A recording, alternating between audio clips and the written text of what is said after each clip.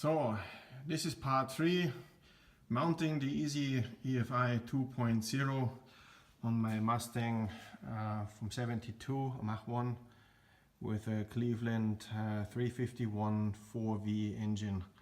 It's the same like in the De Tomaso Pantera.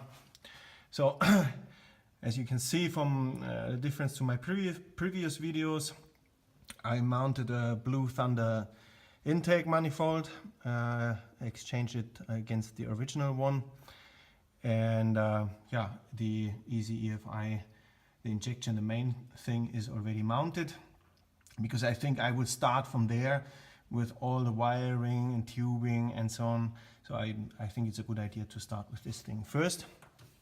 All the rest, yeah, you've seen the previous parts with the tank, and I will show the next thing with the wiring. Okay, bye-bye.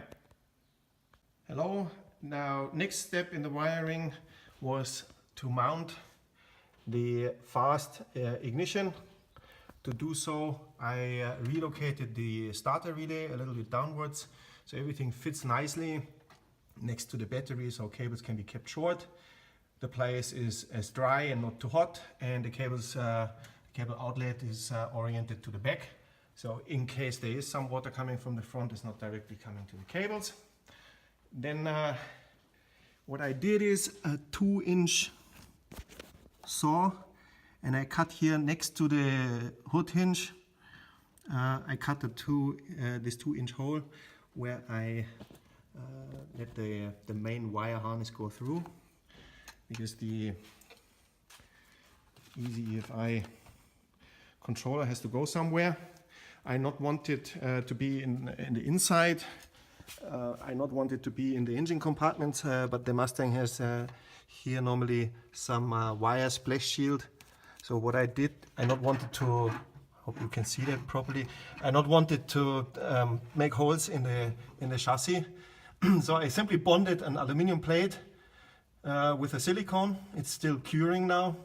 I used some silencer elements, so the control unit has no vibration here. And then on those 3 pins, I don't use all 4. On the 3 pins, I will locate the fast control unit. Here is where the main wire harness goes through. Yeah. And then I will later on mount again this splash shield. So here is a dry place, and the insulation with those silencers is, I heard in another video, I heard in another video that this control unit makes a little bit of a noise, and I don't want to hear that noise in the inside of the car, even though the Mustang is quite loud. But I want to ensure that the control unit is safe and I don't hear any ticking or clicking or whatsoever. I think that's a good place. It's a ton of wiring that you have to do. Everything nicely labeled, but still it's really a huge amount of work. It's now my 3rd day working on this. Where I'm not very happy with is here the linkage. You see the slightly yellow part here. This is from an old Edelbrock carburetor, which I used because the EZ-EFI is not coming with the right linkage system for my Mustang and for an automatic gearbox for the kickdown. That's completely missing in the kit. So I modified it a little bit, and I used the linkage system from the Edelbrock carburetor and made myself a small aluminum adapter. I hope that works. The only other solution that you can do is to go to cable.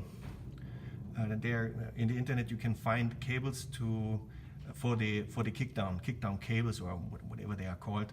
And then instead of this standard rod here, which is activating the kickdown, you need some mounting brackets and then have a cable, and I don't know where to mount it, but I will probably change to such a setup also for the gas pedal, and then remove this. This is a interim solution, but as I said, the fast system is not coming with this linkage, So it's not a plug and play in this case. You have to know that, especially when you mount it in a Mustang. I don't know how it is with other cars, but here it does. It's not complete. Okay, next video coming soon.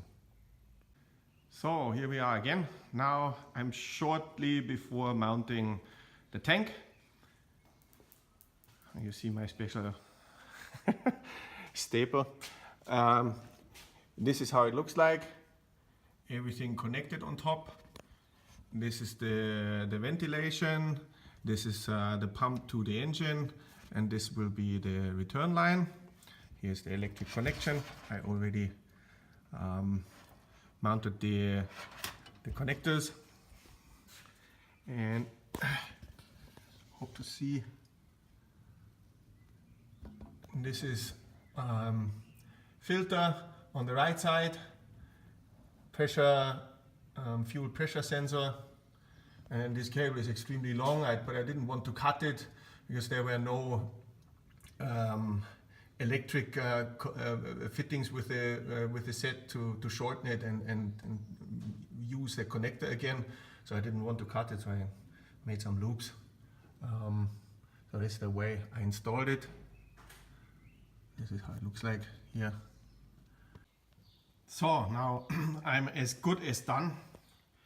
The distributor is also in. That was fairly easy. The description from Fast is very precise. I used the 1 degree method as they say, and the two LEDs inside, they very nicely indicate the correct position. You don't have to know a lot. Cabling is done. Here's the ignition coil. Here you see the ignition box, and below the starter relay as shown before. Everything nicely wired up. Here the wires are on the back.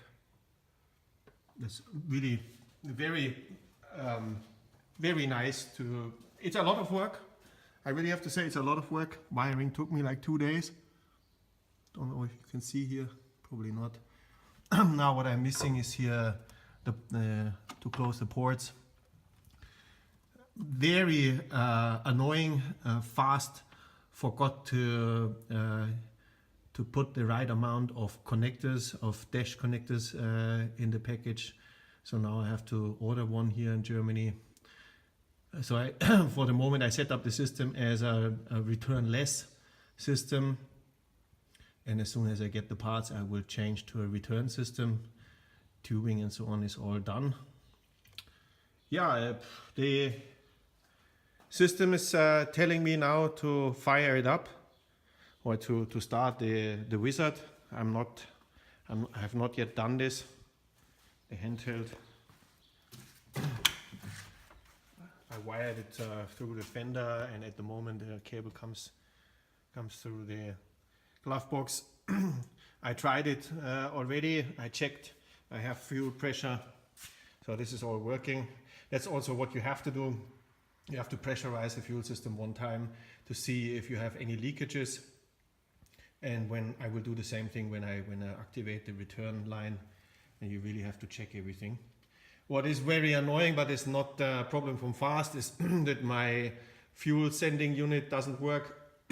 I have no idea how much gasoline I have in the tank. I know it at the moment. I have 35 liter, but the sending unit doesn't work. For God's sake, why? I don't know. I'm a little bit exhausted now.